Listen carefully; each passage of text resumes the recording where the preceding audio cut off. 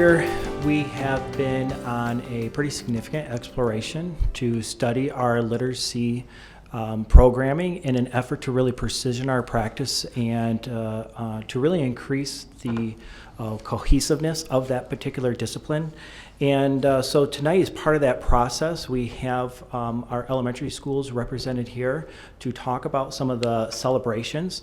At an upcoming BIC, we'll be discussing some of the efforts led by the literacy learning team to dig more into some of the insights that we have fallen into regarding the study that we've been doing this year.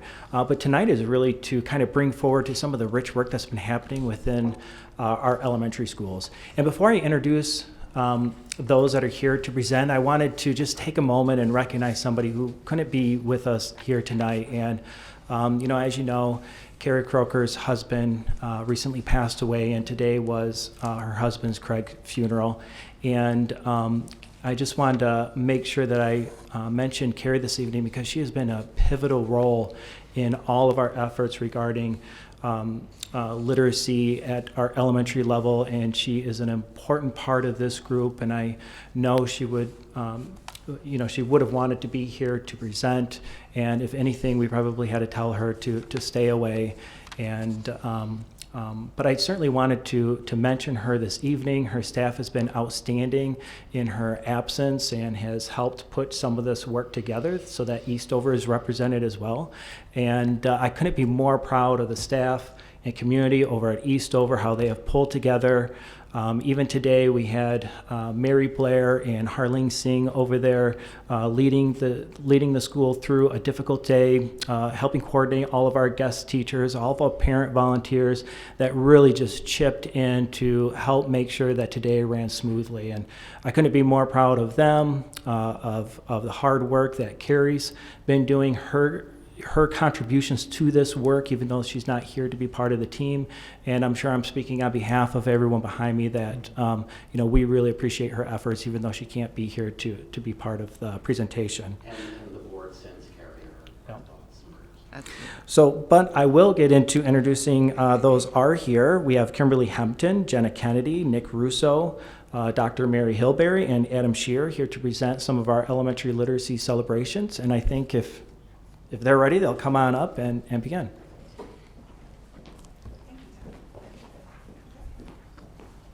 Good evening. Good evening.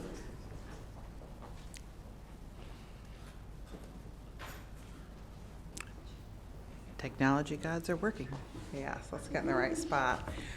So Cynthia, I agree with you. It's timely that now that we're finished celebrating our fourth winter, we can move forward with the celebrations of spring just in time for literacy celebrations this evening. So as we work through what's been happening at our 4 elementary buildings, we're going to tuck that under an umbrella of the essential practices as we move through our sharing with you here this evening. And those essential practices are really a standard of care, minimum standard of care for every child every day in every classroom. And it's a statewide partnership really intended to lift collective capacity across the state, and our principals, our teachers, our elementary learning community has really leaned into self-study of their practice as well as embracing professional learning as we've moved to think about these essentials and alongside our current practice. This is one of our resources that we're working with. So we're going to start off with Essential 1. Hi, everybody. Good evening. Cynthia, congratulations. Thank you, So Adam. cool.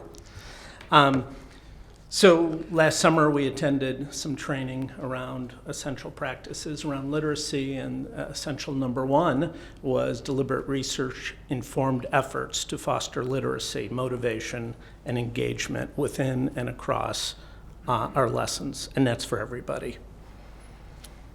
And so what does that look like in a classroom? Well, it's providing daily opportunities for children to make choices in their reading and writing. I guess with the word choices, we should add within limits to that. So what we read within limits, what to listen to, and when we say listen to, part of reading is listening. And a lot of people don't think of it that way, but that's exactly what it looks like. What to write, so there's choice involved with that. How to respond, and we do that in many different ways in our elementary classrooms.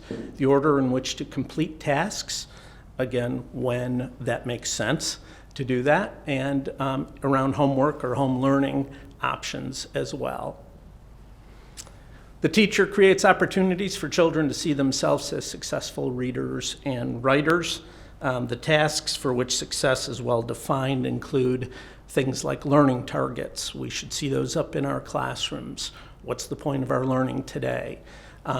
We have things like anchor charts, which essentially cement the processes that we want them engaged in. Rubrics might be one of those things that we're looking for in a classroom. Checklists could be another thing. Teacher provides regular opportunities for children to collaborate with peers in reading and writing, such as through small group discussions of texts, of interests, and opportunities to write. So here you will see think pair share time, which goes on in all of our schools. There might be choral readings, like you see in that middle picture. There might be group writing where we're adding on to one another's thinking, and we can look at that writing when it's all done, and get kind of this big gestalt of what's happening in our classrooms. And finally, generating reading interest. That's me with the book. Could say Adam, but it says David Gets in Trouble. I make weekly suggestions over the PA. It seems like kids really love it when the principal comes on and makes suggestions of what to read. They race down to the media center and try and pick those books up. So that's been a lot of fun. And that's been a nice change at the building. And now I think, Jenna, I think you're up. Well, hello. I've never been in front of the board. My name is Jenna Kennedy. I am a part-time reading recovery teacher and part-time math interventionist at Conant. So thank you. So it's great to be here in front of you guys today. I'm going to talk about some of the things that we're doing at Conant. The second essential practice revolves around literacy in comprehension specifically. So teachers being able to build knowledge in strategic activity and reading throughout the years. So the first thing that they do to build that comprehension, that knowledge and strategic activity, is through facilitating discussions to support the student's interpretation of the text. So one of the ways that we do that in every single classroom every day is whole group read alouds, kindergarten through 4th grade. So the students are able to have an exposure to a variety of text, if it's nonfiction, fiction, realistic fiction, historical fiction, but it's always above their reading level. So they're being pushed to utilize these comprehension strategies at a higher text level than something that they could be independently reading themselves. So the teachers are able to ask these open-ended questions and expand the student's vocabulary that's in context directly. And since they're, as you can see from the picture, sitting next to their peers, they're able to have these peer-to-peer discussions, which give them the opportunity to argue with the text, to agree with the text, to confer with each other. And it allows for really deep opportunities for connections and for them to hear their fellow peers' connections to the text as well. Another way that they build comprehension is through explicit comprehension strategies in small groups. And so all teachers, kindergarten through 4th grade, have these targeted small group instruction where they're able to directly focus on the children's abilities and interest levels, and they can scaffold the instruction to really meet the needs of where they're at in order to lift them to where they need to go next. So they're helping them find the main ideas, make connections again, draw inferences, and they're really able to support the student's interpretation of the text during those small group instruction. And the last thing is that the wonderful thing of being out of the classroom is I get to see this strategic activity being built from kindergarten all the way up to 4th grade. And they're working on comprehension strategies at every single grade, but it's really building upon each other throughout the year. So up on the screen, you've got kindergarten on the left, all the way through 4th grade on the right. And as you can see kind of how they move through the grades, how their comprehension gets a lot more in depth, and by the end, they're really taking a historical fiction, a realistic fiction, and comparing and contrasting the differences. So that is what we are doing at Conant. Thank you.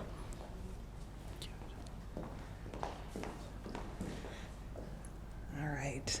So next we're talking about writing, research and standard aligned writing, which really with very young students is about building that identity, building that sense of self as a writer and building stamina, their success along the way as they take piece by piece the instruction, the explicit instruction, as well as the process that they're living into, how they revise their thinking, draft their thinking, and also doing that work with choice as paramount to what they're writing about. And Essential 6 talks to us about that. We're studying models of other writers, whether that might be through a picture book, through nonfiction text. We're also thinking about writing across the disciplines in ways that might impact science, for example. Our students were doing some science journaling, they were doing some research and labeling, much like a scientist might talk about the very specific discipline vocabulary that comes from sharing their research. This was a part of the exhibition, around both deforestation as well as some lower grade work there that I cannot give you context for. But we know that our writers are thinking about the writing across each discipline as compared to writing only for the sake of writing. We know we're growing those skills as well, but I would highlight that that's really transdisciplinary. You might see students on a carpet in a classroom. This left picture is in kindergarten, where a phrase is created either by the teacher or by the students themselves, and we use those kind of interactive writing experiences to really grow fluency. You might hear some choral reading there. It's also a really great place to embed in an authentic way with a morning message some high-frequency words that students are getting repeated exposure to. This is a great illustration. On the left there, you see a progression of writing. It goes from level 1 to 8, and the picture doesn't show you all. But this work is really a beautiful intersection between instruction and assessment.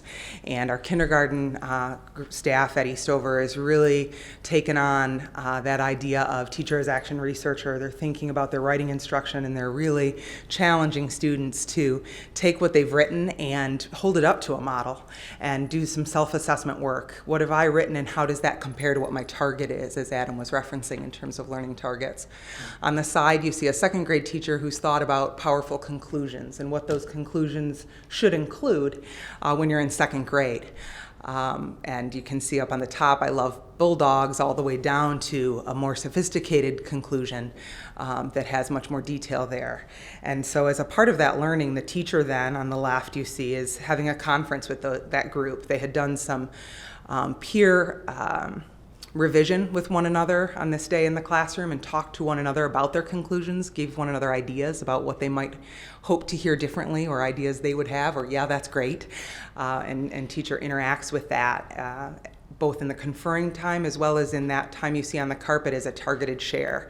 And that's really intended to lift the level of metacognition. Students are naming what they're doing as writers so that that transfer really pulls forward to the next task or the next time that they're moving through that writing process. So these kindergarten students here are lining up their pieces with the targets they have. They've added clips as they've drafted along the way and made goals for themselves about what they've currently done and what they'd like to do better. And I couldn't resist the opportunity to tell you about this young man here. So.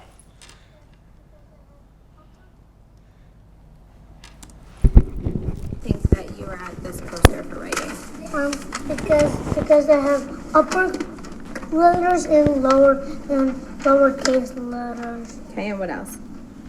And that's why I have upper letters and lower letters. Okay, are you sounding out your words? Mm-hmm. What about your sight words? Can you show me where you're spelling them correctly?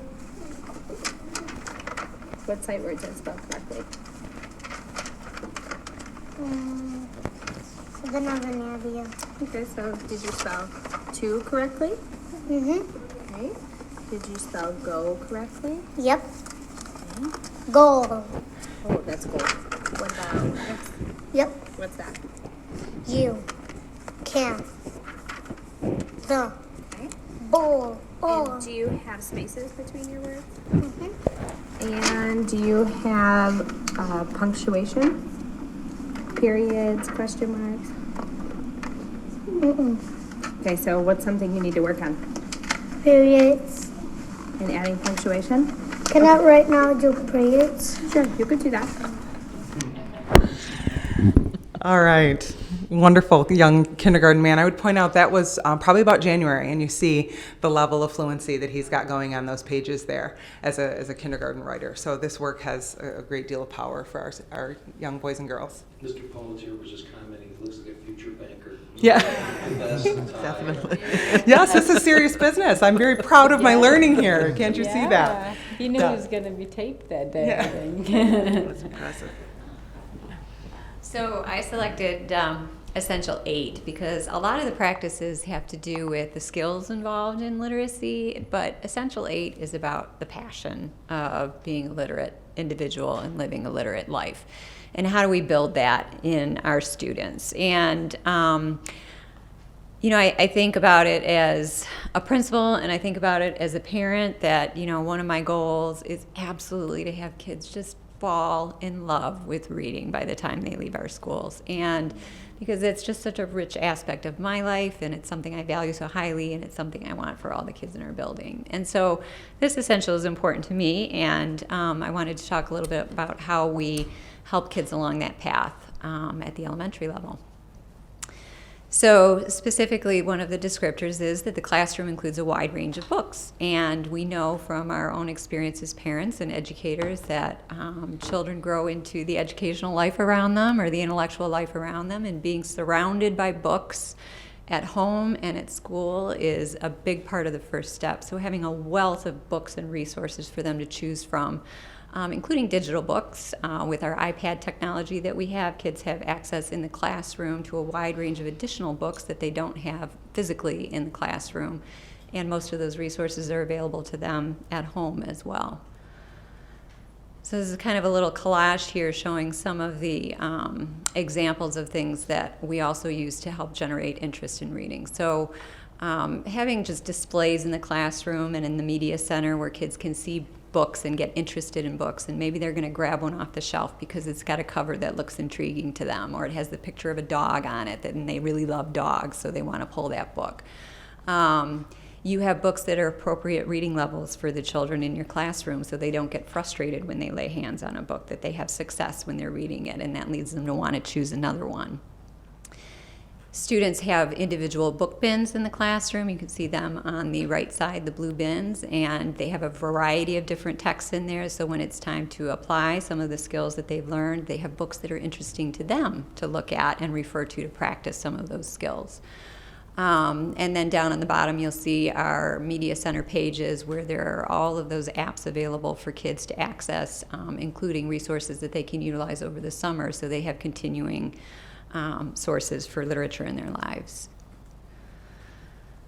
So books and materials that are also connected to children's interests and also their background knowledge and their cultural experiences. So one of the things that we have worked toward over the years is building a library collection in other languages for our students. And so this shelf is an example. It's very tiny down there, but we have books in Japanese, we have books in Chinese, we have books in Arabic, we have books in every language that we can get our hands on, and that's been a very deliberate effort to acquire texts from our international families as they leave the district. Are they willing to donate books and materials to our library so that when our kids come in, they feel at home because they see that we have materials there that are, hey, I see myself in that book, or I see my language, or that's the language I see my parents reading at home.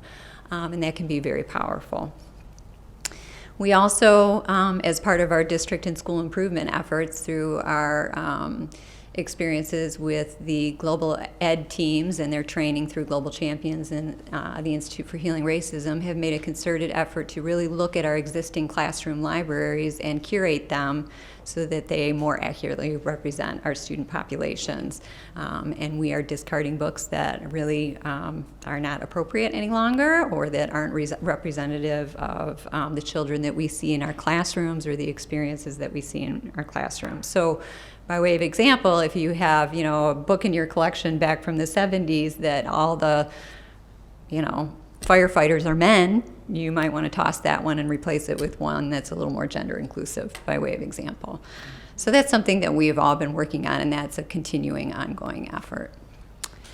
Allowing kids to take books home. You'll see on the left the book in the bag, and those of you who have had children in elementary school in recent years, that should be a very familiar piece to you. So it's sending home a book with a child with a very deliberate intention. A lot of our teachers will attach a Post-it so the parent knows exactly what to work on with the child when that book comes home. We also have, obviously, the classroom lending libraries, the media center, lends out books on a regular basis, and then, of course, amazing partnerships with the public libraries. The apps, again, I mentioned that earlier. We at Lone Pine are extremely grateful to the West Bloomfield Public Library because they have an amazing program where they partner with us every year and donate a ton of books to our school. And that's another way that we connect to get books in the lives of our children and really build enthusiasm for reading. Of course, we had to get Corey in here because, again, building that enthusiasm and that view of life as, a rich experience of reading. So we have Corey coming in to be a guest reader. Particularly this last month, we've had a ton of parents coming in to be mystery readers. So there's a lot of excitement built up around, who's going to be the reader of the day, and the kids get clues and they get all excited, and so it becomes something that's very fun. That picture on the bottom right, that's I right out the back door of my office. The kids line up out there in the morning, so literally I stepped out in the hall to kind of supervise the kids, and this is what I walk up on, is a group of third grade boys. Instead of socializing, instead of wrestling, doing, their boy thing in the morning, they're all parked on the floor, and they've all pulled out a book, and they're all reading. I mean, that's the kind of thing that makes your heart sing. As a building administrator, these kids love to read, and that's what I love to see. Bullet 5 is about the opportunities for children to engage in independent reading materials of their choice every day, but it's deliberate, so it's not just randomly picking things. It's actually very purposeful intent with the teacher working with the student on a specific skill, but maybe with a book that's their choice. And then finally, we get to questions. I couldn't resist these two little pieces of writing here. On the left, we have Trevor, who says, "If I was reading an informational book, then my brain will explode." And then Gloria on the right says, "Reading makes me feel happy because I do it with my dad." And then, of course, I had to sneak my favorite child right there in the minute, who is a passionate lover of books and reading. And he's reading The Wild Robot Escapes. So, any questions? Thank you very much. It's exciting. Thank you.